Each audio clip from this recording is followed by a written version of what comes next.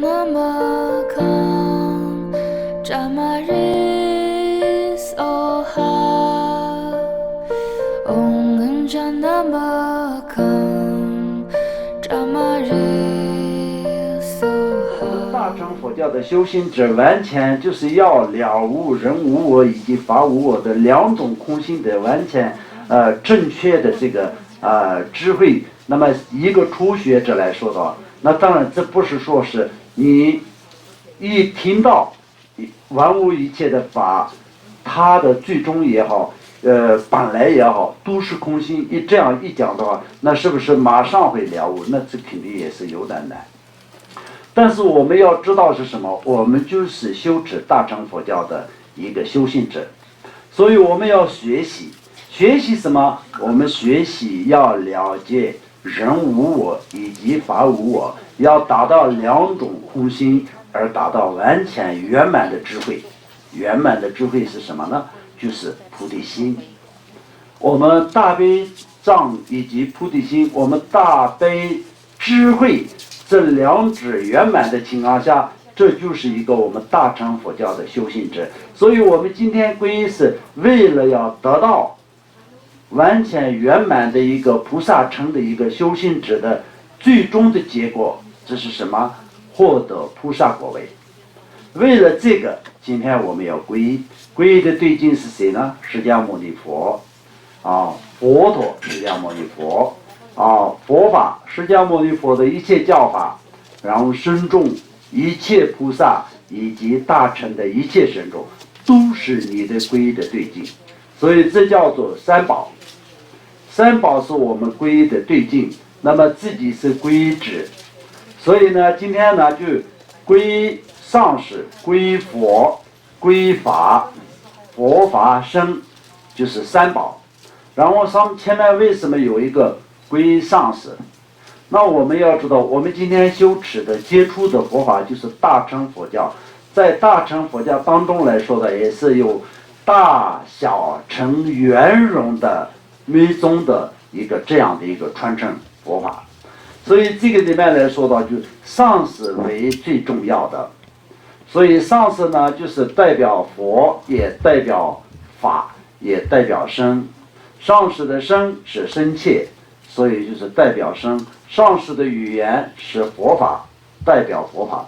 上师的心意就是代表佛，也就是上师是三宝的总计，三宝的总计，然后三尊的总计上师本尊空性护法等一切的总体。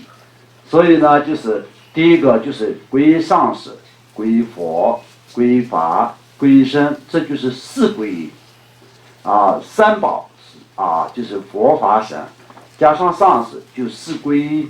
那我们平常都是说我们要念四皈依，四皈依，四皈依。四皈依是为什么那么重要？那又从最简单的一个道理来讲的话，皈依是为了什么？你本来是一个普通的人，从皈依以后呢，变成释迦牟尼佛的弟子，真正的弟子。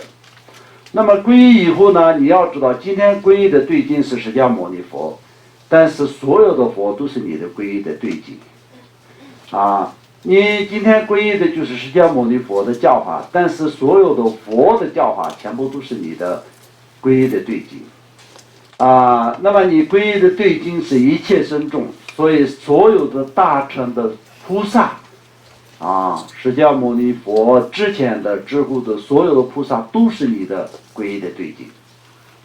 所以从这一点来说，我们在这个人间的很多的这个我们佛教的很多凡脉传承之间，不能产生这种不好的分别念跟那种选择性的一种，这个是我牌，这个是他牌等等，或者是我牌比较殊胜，他牌可能还好，那种不能产生任何的这种分别念。然后修持的过程当中呢，就看自己有因缘跟缘分，然后接上了哪一个传承，那就是这是最主要呢，就是因为你自己的因缘是一个最殊胜的，一个传承。对于你自己来说的话，你自己的传承才是最殊胜的。所有的上师都是一样的，一切诸佛本体是一体，所以一切上师也是本体是一体，没有第二个没有这种好与不好的区别。但是对于你自己来说的话，那你自己的上师才是最为殊胜的。传承也是一样的，所有的传承都很殊胜，但是对于你自己来说的，自己的传承才是最为殊胜的。因为什么呢？因为有了你的传承，你接触到它，所以你就可以获得成佛。一切佛都是一样的，都是很殊胜，没有任何的区别的。功德上面来说，智慧上面，成就上面都是一样的。但是对于我们来说的，释迦牟尼佛是最为殊胜的。因为释迦牟尼佛的教法之中，才是我们才能够获得了可以学习佛法、接触佛法的一个这样的因缘跟机会。所以我们可以分别是以这样来分别，但是也不能以他人的这种功德大与小这样来分别。